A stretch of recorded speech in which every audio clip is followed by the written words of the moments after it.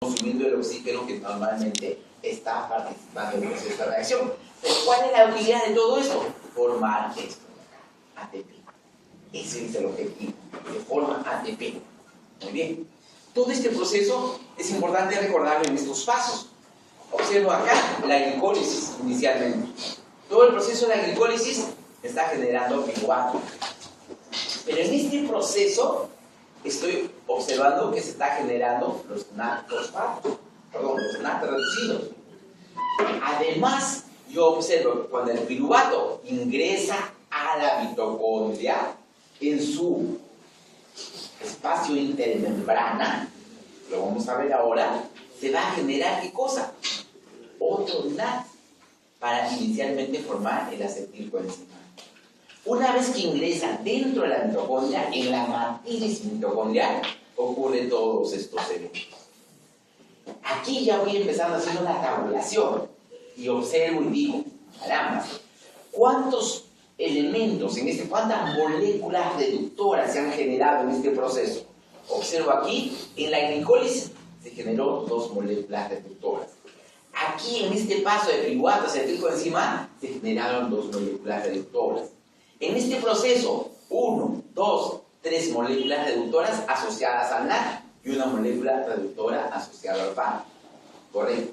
Empiezo a hacer mi balance de equivalencias energéticas en relación a estas moléculas reductoras. Y digo, el NAT me produce 3 ATP. Aquí se estarían produciendo 6 ATP. Aquí 6 ATP. Ya tengo 12 ATP. Correcto. Acá tengo en el ciclo de Krebs 1, 2, 3. 3 por 3, 9. Más 2 de acá, 11. Más un GTP que se genera acá, que es el equivalente al ATP. ¿Cuántos son acá? 12. ¿Verdad? 12 ATP, pero por cada ciclo en el ciclo de Krebs.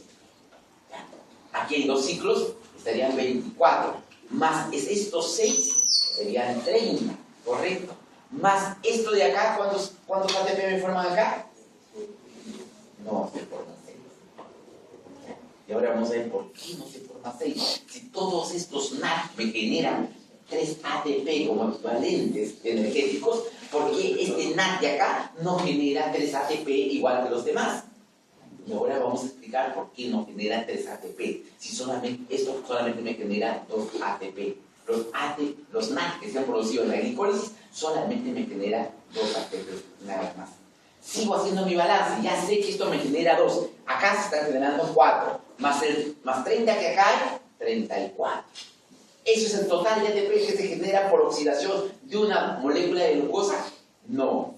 ¿Cuántos ATP más se han generado aquí, en esta ruta? ¿Cuánto? ¿Fuerte? No. ¿Cuántos se han generado acá? ¿Cuántos se han generado total? Se han generado 4. Se han generado 4, de los cuales hubo 2 consumos de ATP para las primeras reacciones. Balance neto de 2. ¿Pero cuántos se generaron? 4. ¿Cuántos habían en todo este proceso? ¿Cuántos habían? 34. Más 4, 38. Es el total de ATP que se ha generado. Pero balance neto, ¿cuánto será? ¿Cuánto se consumió de ATP para que ocurra todo este evento? 2. Balance neto, 36. Ya sacamos el proceso de cómo estamos estableciendo la cantidad de ATP que está generando una molécula de glucosa. Por eso es que es sumamente rentable que la glucosa siga todo este proceso hasta la formación de agua. Es sumamente rentable, porque si solamente se queda acá, se queda con 2 ATP. Pero si llega hasta el final, pues llega a los 38 ATP como ATP total, pero como balance neto son 36 ATP. Entonces es sumamente rentable que la célula tenga un metabolismo aeróbico para que al final tenga un resultado importante en la formación de ATP. Todo esto está ocurriendo aquí en esta interesante organela que se llama mitocondria. Esta organela es sumamente interesante y vamos a ver ahora, vamos a intentar hablar algunos otros procesos relacionados a esta organela, pero es importante reconocer qué cosas tiene esta organela. Por un lado, su membrana externa, por otro lado su membrana interna. Pero si ustedes observan la membrana interna, está lleno de invaginaciones. Está lleno de invaginaciones. Estas invaginaciones reciben el nombre de crestas. Ustedes observan, entre la membrana interna y la membrana externa hay un espacio. Este espacio que separa ambas membranas. Ese es el espacio intermembrana. Pero además de eso, ustedes observan que dentro de estas invaginaciones que tiene la membrana interna existe un espacio. Ese espacio es la matriz mitocondrial. Es importante recordar esto porque yo busco el escenario y digo, la reacción no está ocurriendo acá, no está ocurriendo acá, está ocurriendo fuera de acá. ¿Por qué estoy acá? Me resulta siendo interesante y gratificante. Veamos algunas características de la mitocondria. Primero, su tamaño es casi muy parecido al tamaño de las bacterias. Las bacterias tienen este tamaño, 0,5 a 1 micra aproximadamente. Entonces, por esa razón también existe la fuerza muy importante, evidenciable, de que esta bacteria se introdujo a una célula más grande y empezó a desarrollarse y vivió en simbiosis. Se perfeccionó en producir energía y se alimentaba de los nutrientes que la célula le proporcionaba. Para la célula era muy conveniente porque encontró su fuente energética súper importante dentro de su misma célula. Le proporcionaba sustratos y esta bacteria se encargaba de fabricar moléculas de alta energía. Resultó súper rentable incorporarlo para trabajar en simbiosis. Muy bien. Aproximadamente se calcula que hay un promedio de 800 a 2000 mitocondrias por cada célula existente. Pero ojo acá, ¿por qué esta variabilidad? ¿Por qué unos 800? ¿Por qué unos más de 2000? Por una sencilla razón, el grado de funcionabilidad de la célula.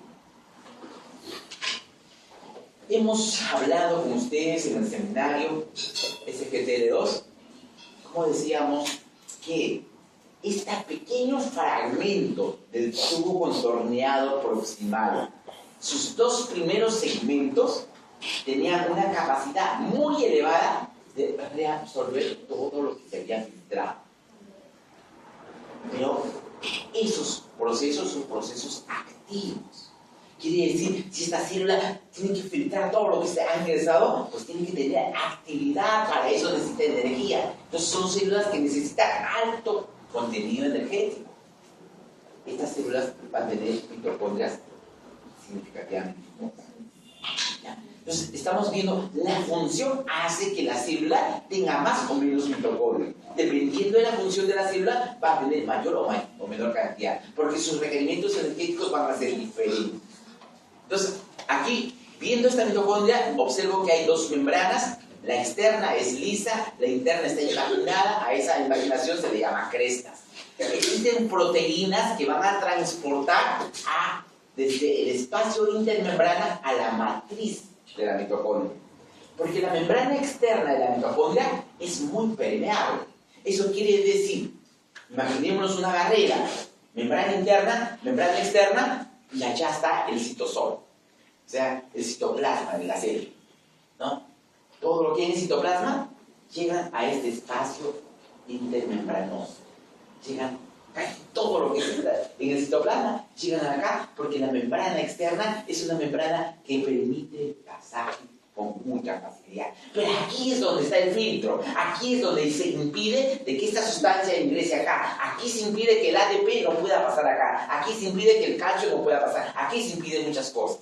Esta membrana es un filtro para que no ingrese con facilidad y los fosfatos no ingresan. Pero dentro de acá, dentro de esta matriz mitocondrial, necesita ADP, claro que necesita ADP. ¿Por qué? Porque ¿de dónde va a formar ATP si no tengo ADP? Entonces, ese ADP que finalmente ha sido consecuencia del uso del ATP, pues necesita ingresar a la célula.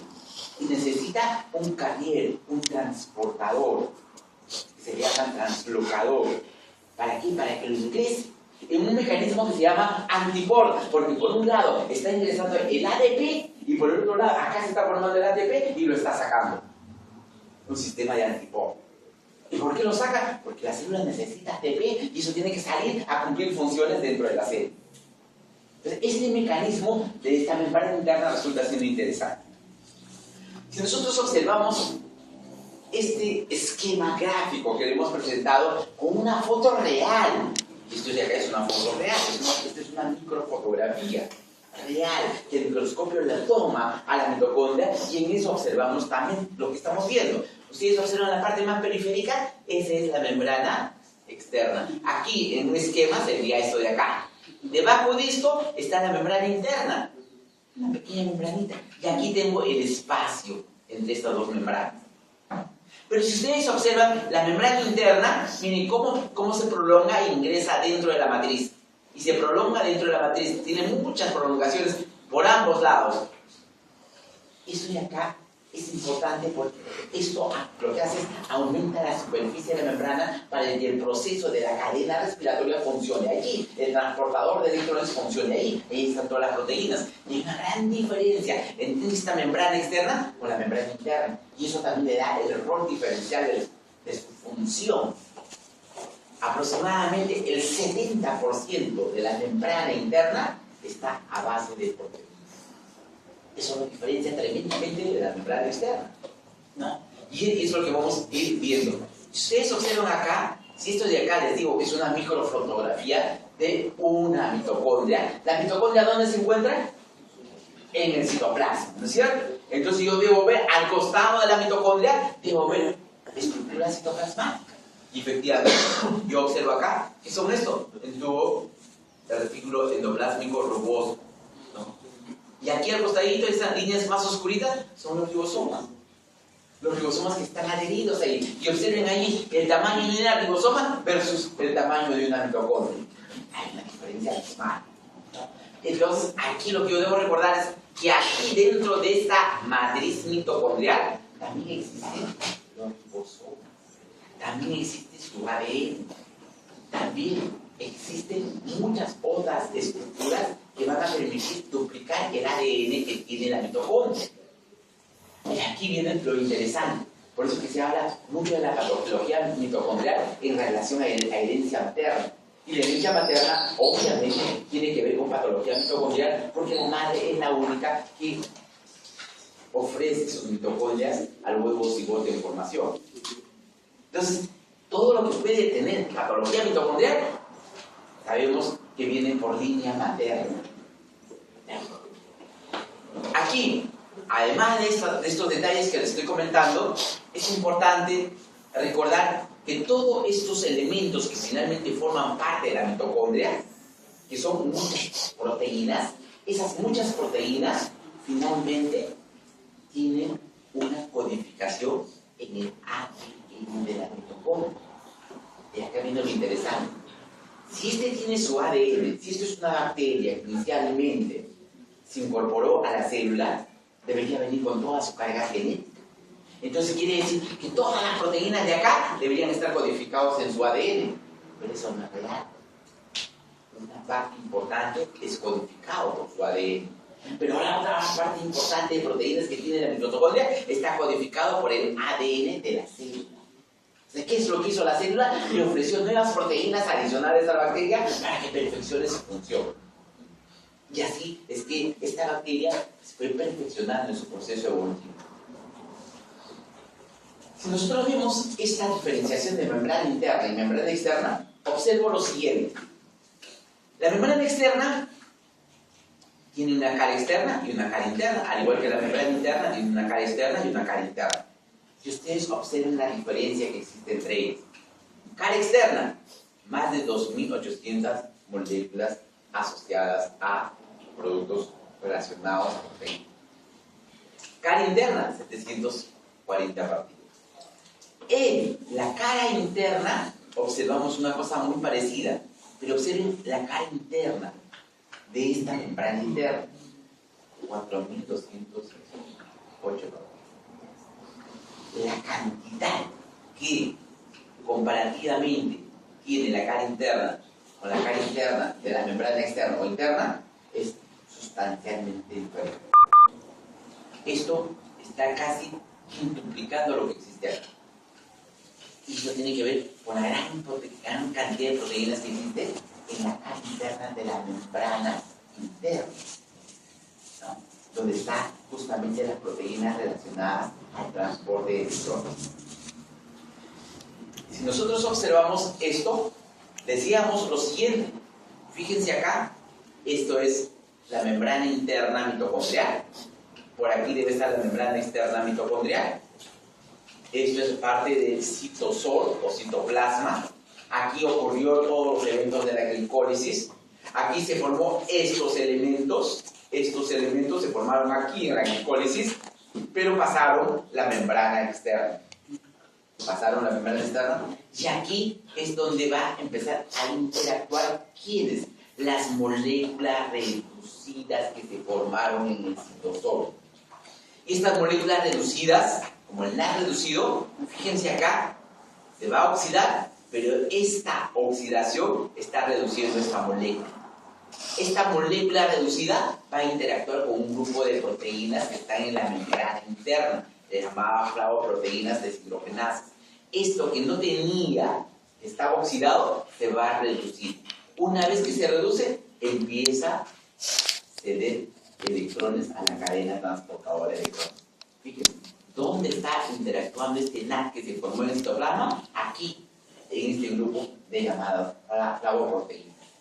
Y ahora vamos a ver dónde está ubicado en los complejos enzimáticos esta flavoproteína y por qué la cantidad de ATP que me genera este NAD es menor a la cantidad que se está generando del NAD que se está produciendo aquí en el citosol. Es diferente. Bien, antes les estaba hablando que hay translocadores. Esos translocadores son los transportadores.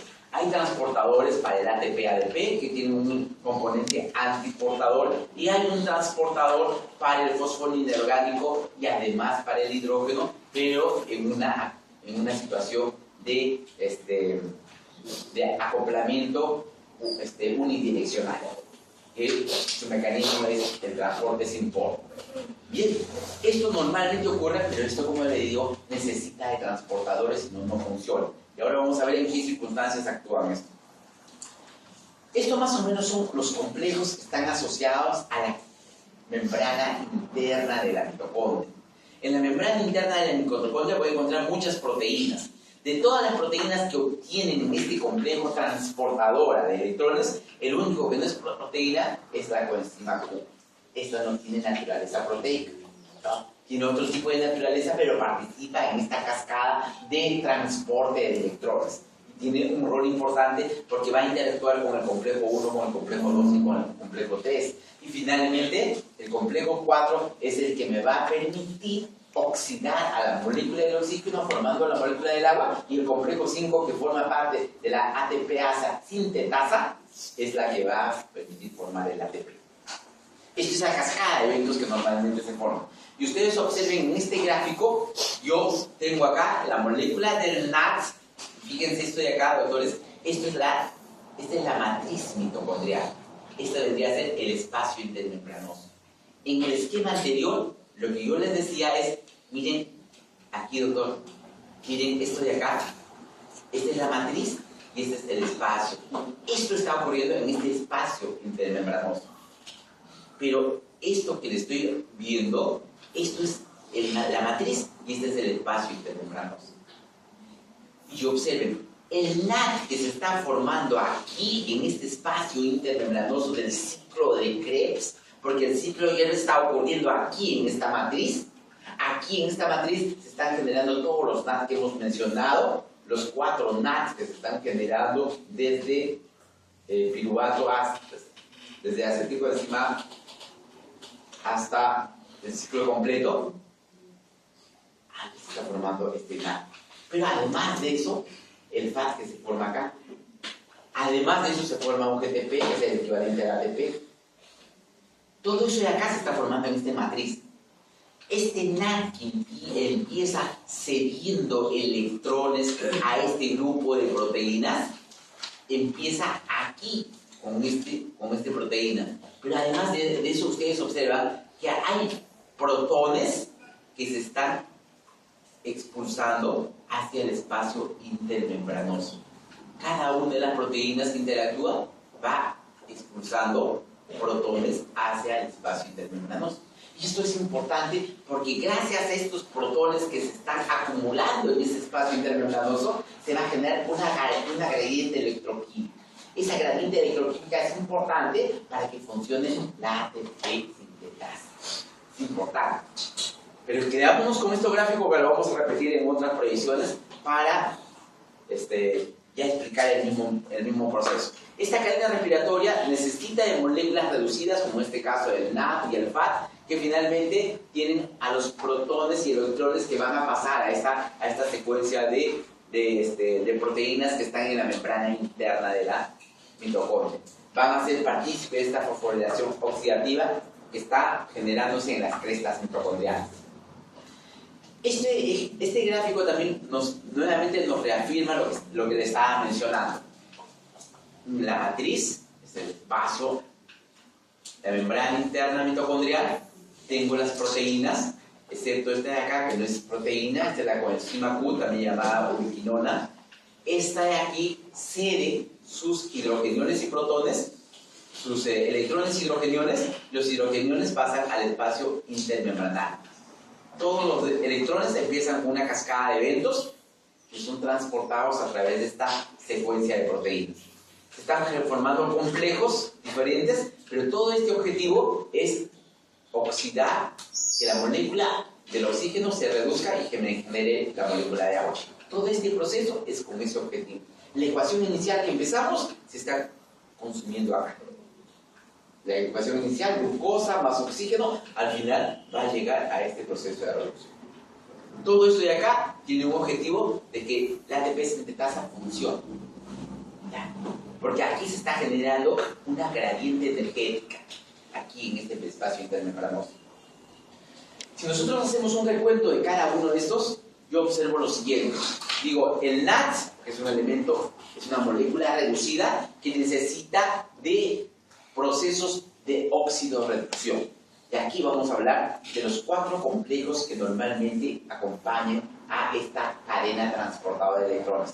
Todos estos 4 complejos, excepto el último, el cuarto, va a generar mecanismos de óxido-reducción. Quiere decir que hay moléculas que se están oxidando y otras que se están reduciendo. Esos son los procesos de óxido-reducción. El complejo 1 va a existir moléculas que se van a oxidar y moléculas que se van a reducir. El complejo 2 también. El complejo 3 también. El complejo 4 no. El complejo 4 solamente se oxida, no se reduce, solamente se oxida. ¿Y con quién se va a oxidar? Solamente con el oxígeno. Y ahí terminó toda la cascada de eventos. Entonces, eso es lo que diferencia a los procesos. Por eso que cuando hablamos del complejo 4, donde está la citocromo-C oxidasa, allí hay solamente oxidación, no hay óxido-reducción. Solamente hay oxidación, donde este oxígeno va a ser el último aceptor de esta cascada de electrones y me va a formar la molécula del agua. Esto lo vamos a ver también en un esquema que nos permita seguir esa secuencia. La cadena respiratoria, aceptor de electrones y electrones, esto ya lo hemos mencionado. Y aquí, de repente, este es un esquema muy borroso, pero yo quiero pasar a este esquema que es lo mismo pero en otro esquema mucho más accesible y diferenciable. Aquí estamos hablando de algo que es importante, que se llama potencial de reducción estándar. Es lo que me dice. Y algunas reacciones en particular. Y me dice, cuando yo tengo el succinado, el CO2, que son agentes oxidados que se van a reducir en alfa-cetobutrano. Fíjense acá interesante. Cuando hablamos de procesos de oxido-reducción, estamos hablando que son moléculas que van a tener capacidad de oxidación para generar moléculas reductoras. Este proceso me va a generar un potencial de reducción estándar. Es totalmente independiente para cada molécula. Lo que voy a explicar es cuál es la importancia de esto, o saber esto. La importancia de saber esto es lo siguiente. Más o menos, aquí nos están diciendo el número de electrones que están participando en este proceso de reacción. ¿Cuál es la importancia de esto? Acá me dicen el menos 0,67 y voy viendo y cada vez es menos negativo, menos negativo, menos negativo, menos negativo y acá se hace positivo, positivo, positivo, positivo, positivo. Y ustedes observen esto de acá, el succinato con enzima A, que me está generando el gas del glutirato, y la última, que es el oxígeno, que se acopla al hidrógeno cuando forma la molécula de agua. ¿Qué me quiere decir estos valores? Estos valores me quiere decir, mientras más negativo sea el potencial de reducción estándar de esa molécula, mientras más negativo, tiene más capacidad de ceder electrones. Estas reacciones ceden con facilidad a sus electrones. Ceden con facilidad a sus electrones. Siguen siendo negativos y ceden con facilidad a sus electrones. Mientras más positivo sea, esa molécula tiene mayor capacidad de aceptar electrones. Entonces, aquí digo, ¿cuál es el elemento más positivo de este potencial de reducción estándar? Es justamente el oxígeno. Por eso que se dice, es el último aceptor de electrones, ¿no? ¿Por qué? Porque es el que tiene mayor vehemencia por aceptar electrones. Y los acepta y me va a generar una molécula diferente. Entonces yo observo en esta cascada de eventos y de reacciones diferentes, observo quiénes forman las moléculas que hemos inicialmente generado como consecuencia de la oxidación de la glucosa, los NAD, los FAD. Entonces voy y veo cómo está mi NAD reducido, mi NAD fosfato reducido, y ahora tengo mi NAD, oxidado, y ahora tengo mi NAD reducido, mi NAD fosfato reducido.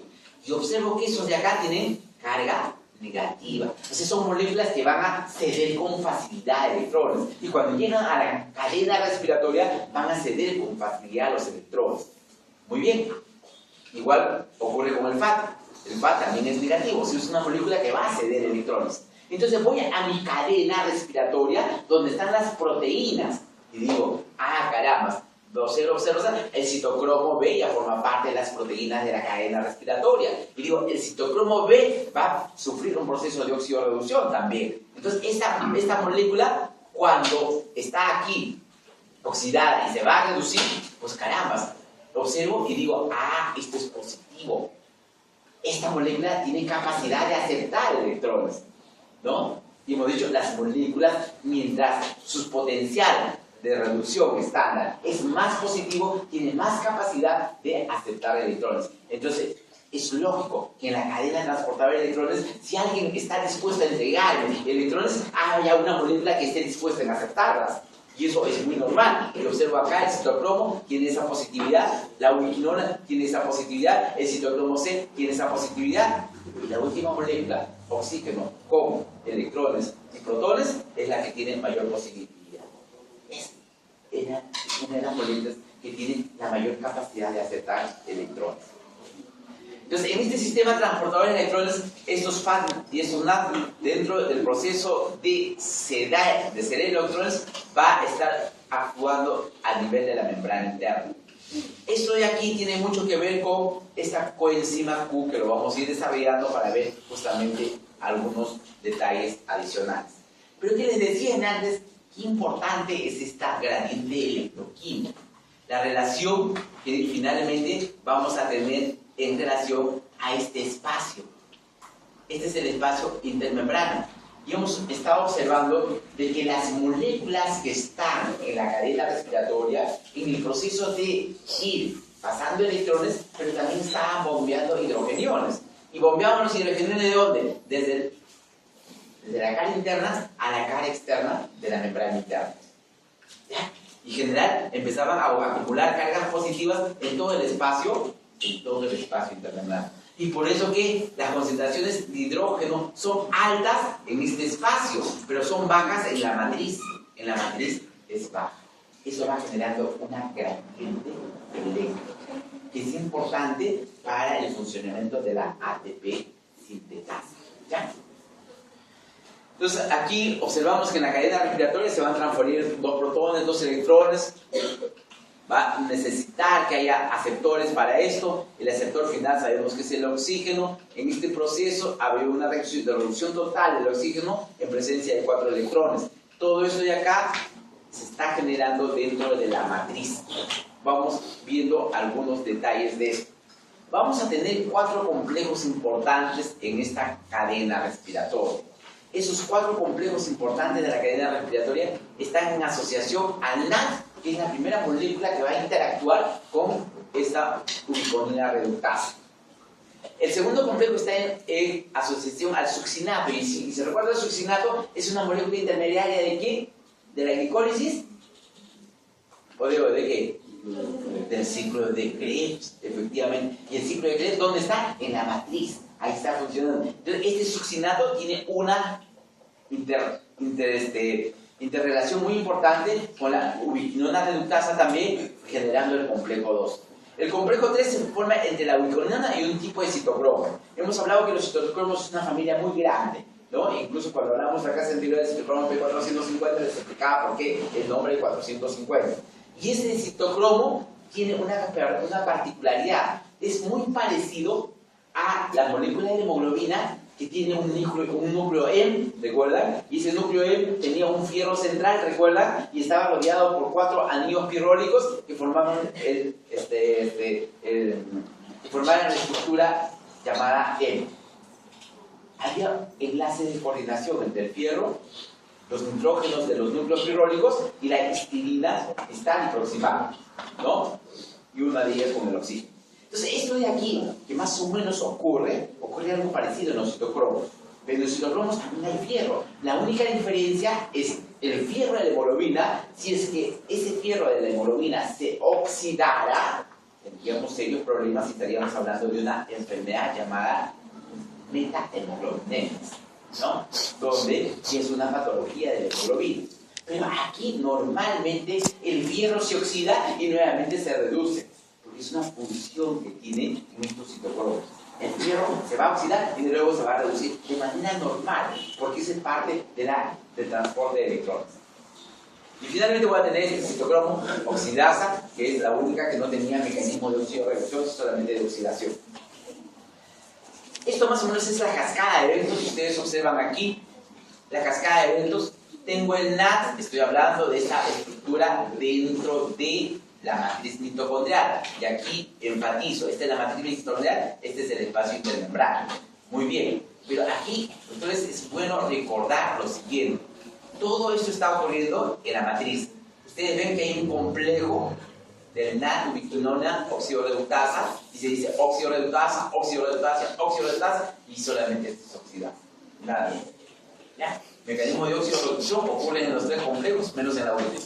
Pero aquí lo que quiero graficarles es que en estos procesos se están generando hidrogeniones que están yendo al espacio intermembrana. El succinato fumarato inician su conexión en el complejo 2. Y esto va a proseguir la cadena transportadora de electrones.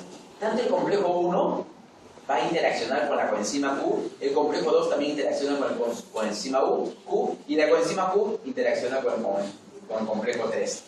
El complejo 3 va a hacer uso del citocromo C. Esta es la única proteína de toda esta de acá que está en la cara externa de la membrana interna. Entonces, finalmente va a interaccionar con el cromosoma, con el citocromo C, que es la que va a generar la formación de agua. Si seguimos este proceso, vamos observando de que todos estos elementos están asociados a unos elementos que van a formar parte de este proceso de aceptación aceptar o ceder electrones. Y en esa parte cumple un rol importante el fierro y en este caso el azufre en este primer complejo. Porque este azufre es el azufre que finalmente es de un residuo de cisteína que finalmente forma parte de la estructura de la proteína. En el caso de succinato y ubiquinona también existe fierro y azufre, pero en este último citocromo, oxidasa, hay un elemento adicional, que es el cobre. El cobre forma parte también de la estructura de este núcleo de cascada de eventos asociados a la aceptación y sedación de electrones. Esto les decía que son mecanismos de oxidorreducción, porque recuerden acá, observen aquí, y vamos a nuevamente reiterar, si yo tengo un evento como está interaccionando este NAD reducido, al final va a salir como NAD oxidado en este proceso inicial de interacción. Pero una vez que al final este NAD está reduciéndose, lo que está es oxidando a esta flavoproteína para tener una flavoproteína oxidada. Y esto de aquí es mecanismo de oxidorreducción. Y igual ocurre acá, acá se está reduciendo y aquí se está oxidando, donde participa la coenzima Q. Todo este proceso es un proceso de oxidorreducción. El complejo 2 está asociado al succinato ubiquinona reductasa. Y aquí justamente, nuevamente quiero que retrocedan unas 10 proyecciones atrás, donde yo le decía, ¿por qué? ¿Por qué el NAD fosfato, el NAD reducido, solamente me genera 2 ATP? Y tiene que ver, porque ese NAD fosfato va a interaccionar con este FAT. O sea, con el complejo 2, ya no con el complejo 1, sino con el complejo 2. Y eso me va a explicar por qué al final, cuando yo hago la secuenciación, por qué la ATP sintetasa solamente me está generando 2 ATP en razón de que ha sido estimulado un complejo diferente a la que normalmente es estimulado. Aquí observamos y decimos, este es el complejo 2. Ustedes observan acá, inicialmente el NAD que se está produciendo aquí en la mitocondria está interactuando en este complejo. Pero el NAD que se está produciendo en el citosol, aquí, no actúa aquí en este complejo, sino actúa en este complejo. Y ahora vamos a ver por qué se forman solamente 2 ATP. En el complejo 3, donde está la ubiquinona y el citocromo C, tiene que ver también con un flujo de electrones a través de este proceso, donde hay participación de citocromos de características diferenciadas. Pero en cada uno de ellos existe esta asociación de fierro y azufre. Y son las que en términos reales van a aceptar los electrones, donde se van a oxidar y luego se van a reducir para nuevamente ceder electrones. Este es un proceso que tiene reversibilidad en relación al electrón que le está llegando. Todo este proceso va a ser transferido de los electrones al complejo 4. Y ahí es donde vamos a ver en el complejo 4 qué ocurre. Observen acá. Pues todos los procesos era incorporar un electrón y luego sacar el electrón. Ponía un electrón y sacaba el electrón. Oxidaba y reducía. Aquí observemos lo siguiente. Reacciones en relación a la citocromo oxidasa. Hemos dicho que esta citocromo oxidasa está asociada a fierro y a cobre. Ustedes observan acá, el electrón que ingresa a la citocromo oxidasa, lo que está generando es cambios en la estructura del cobre. Aquí era cobre más 2 y aquí es un cobre diferente. Aquí se está incorporando un electrón. Aquí la incorporación de electrones me está generando un cambio en la estructuración del fierro. Aquí era fierro más 3, aquí es fierro más 2. Aquí se incorpora el oxígeno y en este proceso de incorporación me va generando enlaces entre el fierro para ir generando la molécula que finalmente va a gestarse, que es el agua. Aquí se liberó los electrones que estaba siendo transportado por este mecanismo y finalmente me generó la molécula de agua. En el balance que se hace, el citocromo incorporó protones en presencia del oxígeno, finalmente me está generando las moléculas de agua. Esto de aquí es lo que normalmente está ocurriendo. 4 hidrogeniones, 2 oxígenos, y se tienen 4 hidrogeniones, 2 oxígenos, 2 moléculas de agua. Entonces, el balance está en equilibrio. Y aquí se ha producido toda esta cascada en relación al citocromo 4. Este es un esquema donde lo que quiero graficarles a ustedes es que todo este proceso, complejo 1, mecanismo de oxidorreducción. Molécula reducida, molécula que se oxida. En el complejo 2, molécula que se oxida, molécula que se reduce. Ingresa a este complejo. En el complejo 3, también el citocromo, que está cargado con una carga diferente, va a cambiar su carga en relación a la interacción. Tengo complejos 1, 2 y 3, donde los mecanismos son de oxidorreducción. Todo esto son oxidorreducción. El último complejo solamente es oxidación porque no hay otro proceso más de reducción. Entonces, Toda esta cascada está en relación a la formación de esa molécula final que se da. Esto de acá es la molécula de la coenzima Q, o también llamado Q. Esta molécula, ustedes observan que no tiene nada que ver con una proteína. Porque finalmente hablamos de proteína, estamos hablando de su estructura básica, que son los aminoácidos. Y los aminoácidos tienen un grupo carboxilo, un grupo amino, y encima un subcarbono alfa y una cadena R variable, una cadena lateral. Aquí no observo absolutamente nada, es totalmente diferente. Es cierto que tiene un anillo bencénico, pero finalmente no tiene ninguna asociación en relación a proteínas. Pero es importante en el proceso relacionado a estas secuencias enzimáticas. Todos los complejos, los 3 primeros complejos, se relacionan con la coenzima Q. Y aquí viene lo interesante, y por eso que quiero recordar lo siguiente. Observen ustedes, doctores. Este complejo 1 va a tener interacción con el complejo 5. El complejo 5, ¿qué cosa es? Es la ATP sintetasa. ¿Ya? Se relaciona directamente con el complejo 5. El complejo 3 se relaciona directamente con el complejo 5. Igual que el 4 se relaciona directamente con el complejo 5. Quien no se relaciona directamente es el complejo 2. Este complejo 2 no tiene interacción directa con el complejo 5. Por eso, cuando el NAD ingresa acá, a tener relación directa, genera una gradiente electroquímica con el ATP sintetasa y por consiguiente me genera un ATP. Igual ocurre con el complejo 3, igual ocurre con el complejo 4, y cada uno de ellos que tiene reacción me está generando una molécula de ATP.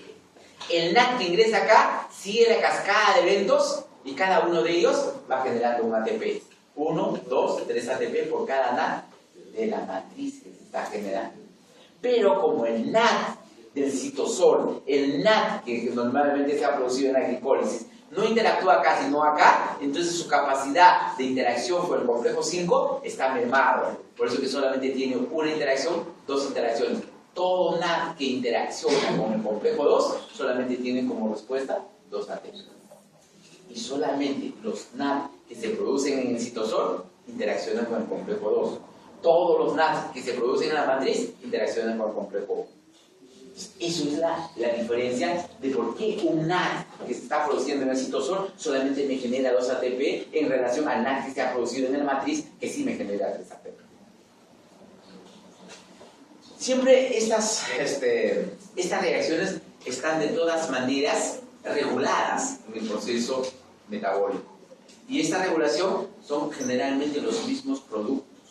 Si yo tengo poco ATP, se va a activar la cascada para formar más ATP. Si tengo exceso de ATP, se va a suprimir el proceso para que no se siga formando ATP. Todo esto es dependiente de estas señales en el proceso de regulación. Entonces, muchas veces la célula necesita en razón de que tiene una deficiencia de una de estas. Pero si tiene gran cantidad de ATP, la célula lo que va a hacer es acumular el sustrato básico, que es en este caso la glucosa, acumularlo como depósito. Lo acumulará como glucógeno o de repente lo acumulará como grasa, dependiendo en qué situación se encuentre. Pero no va a seguir esta cascada para que no se forme ATP porque ya tiene más de lo necesario. Y la fosforilación oxidativa está, como hemos mencionado, dependiente de los elementos o moléculas reductoras que se han formado. Igual tenemos moléculas reductoras que se han formado en el ciclo de Krebs, estos van a interaccionar y van a generar ATP cuando se inicia la cadena respiratoria. Todos estos van a pasar a esta transportadora de electrones que tiene organización en diferentes complejos. La pregunta interesante es, ¿y de dónde sale la energía para que funcione el ATP? ¿No? Hemos mencionado que normalmente esa membrana interna bombeaba protones ¿hacia dónde? Hacia el espacio intermembranoso. Pero entonces, si ustedes recuerdan y decimos, caramba, la bomba de protones, ¿recuerdan en qué parte hablamos sobre bomba de protones? ¿En qué? ¿En qué? ¿En qué otro tema hemos hablado de la bomba de protones? Incluso quería preguntarme a Luisa.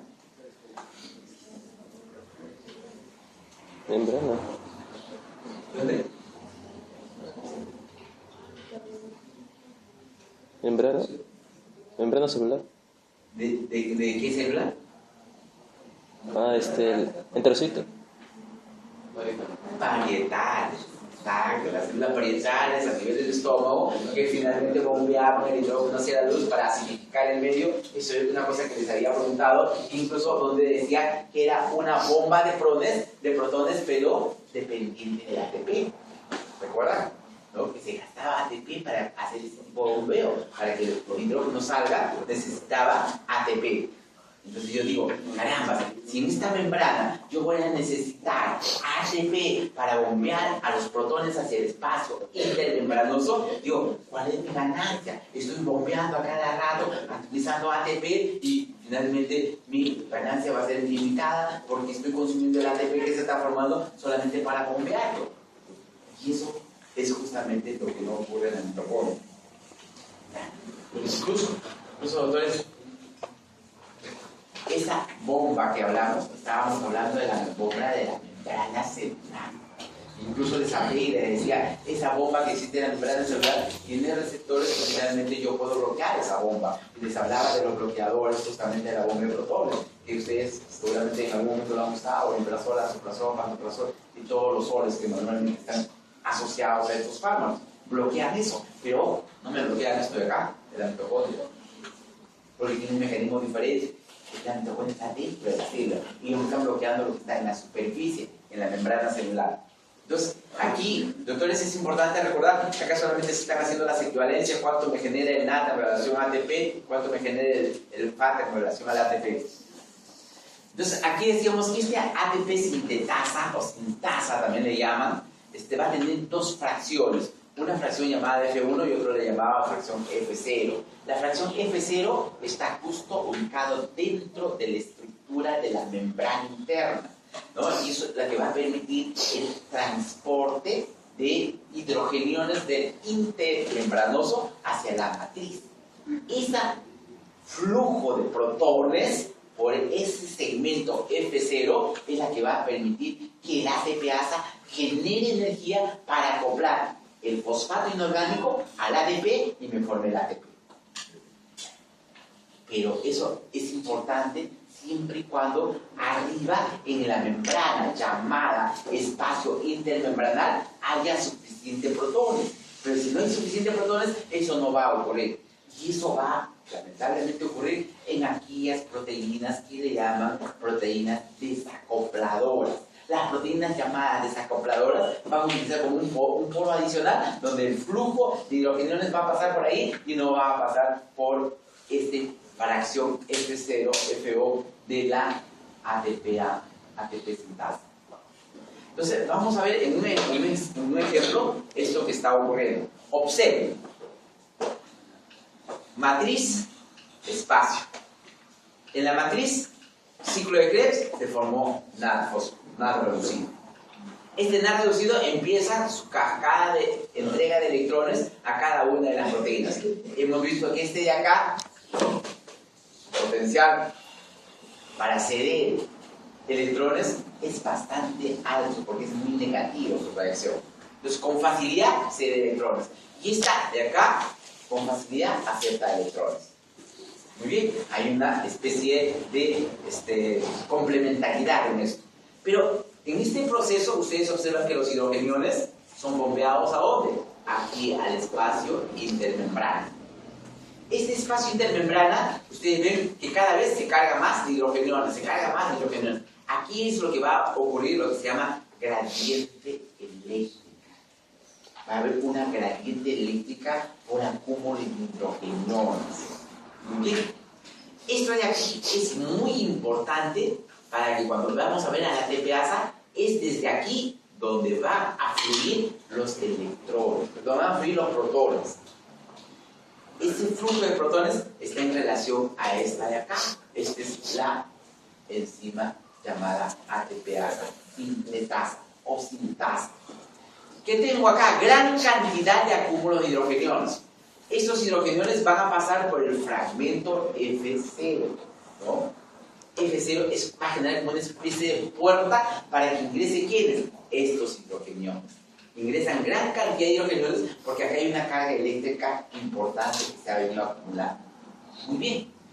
Una vez que esto empieza el flujo de protones hacia la matriz, va a haber cambios conformacionales de las diferentes cadenas que tiene la fracción F1.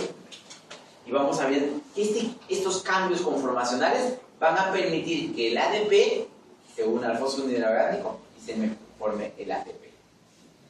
Esto de aquí es un esquema muy parecido, pero la pregunta que nos hacemos es: ¿y de dónde sale esta energía para bombear los protones hacia el espacio intermembranoso? Porque aquí tiene que existir una energía para que ocurra esto. Y esa energía surge justamente del NAT, que está haciendo entrega de sus electrones equivalentes energéticos.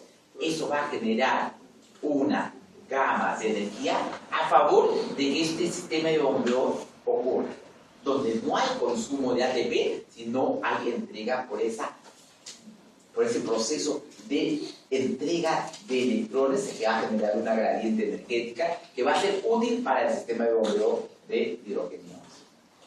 Con lo cual yo tengo concentraciones de hidrogeniones y con la cual al momento de regresar los hidrogeniones a la matriz se está generando una energía para que el ATP sintasa me pueda juntar el ADP con el fósforo inorgánico.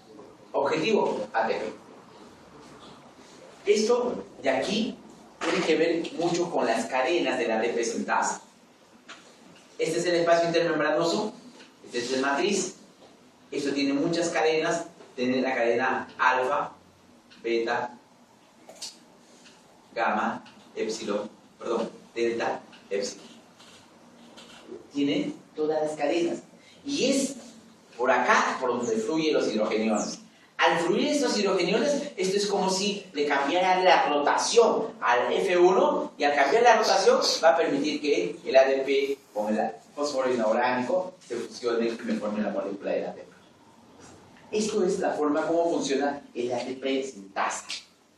Es así como se produce este evento. La fracción F0 y la fracción F1, que es estrictamente en la matriz. Esto está en la misma membrana. Para que esto funcione, necesito un delta de energía libre que me permita tener energía para formar ATP. ¿Y de dónde va a salir esto de acá? Observen esto, doctor. Interesante es esto. Más o menos, para que se forme ADP a ATP, necesito esta cantidad de calorías. Por si acaso, no sé si tiene un puntero que me descargó. Pero bueno, me guía en todo caso. Entonces, les decía, este ADP, para que forme ATP, necesita esta cantidad de energía. Fíjense, necesita esta cantidad de energía. Pero por cada molécula que se está oxidando de NAD reducido, se está formando esta cantidad. 52.58 kilocalorías. Yo para un ATP necesito casi la sexta parte de esa cantidad de energía que necesito. Algo menos de la sexta parte. Entonces yo digo, para formar 3 moléculas de ATP que va a formarse partiendo del NAD, sobrado 3 por 7.3, solamente está consumiendo menos de 22 kilocalorías. Pero por cada NAD se ha formado ¿cuánto? 52.58 calorías.